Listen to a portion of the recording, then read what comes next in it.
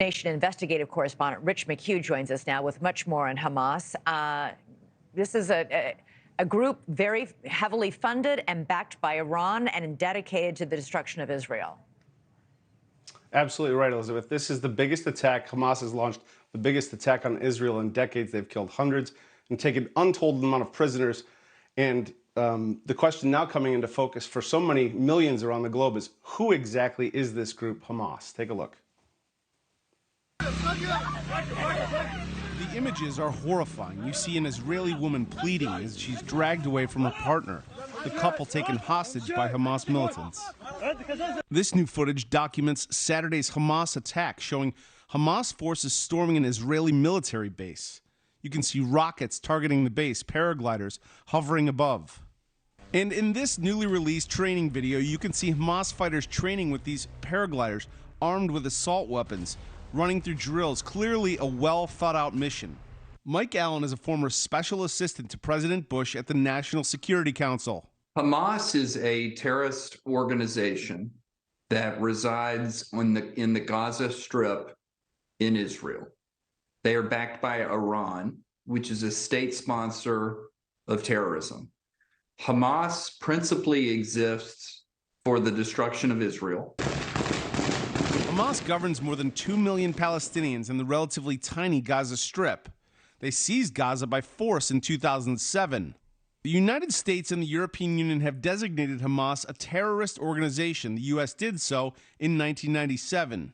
They, of course, have brutalized, raped, and murdered a number of civilians. They have kidnapped children and their mothers. They have kidnapped grandmothers, some of whom survived the Holocaust. And in many cases, they're just outright murdering them. Earlier, I spoke with a senior Hamas official who pushes back on all of that. Most of the countries around the world, the United States certainly does, classifies Hamas as a terrorist organization. Do you dispute that?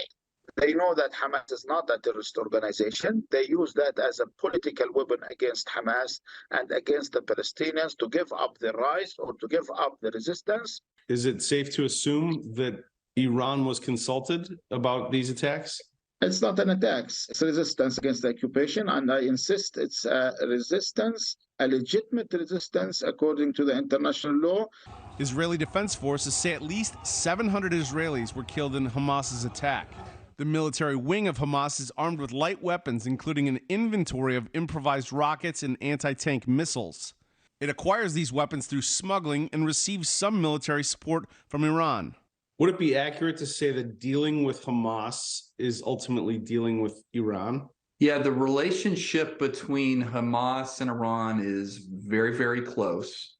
Certainly, Iran coordinates with Hamas. They fund Hamas. They're certainly an entity that gives material support to this particular terrorist organization.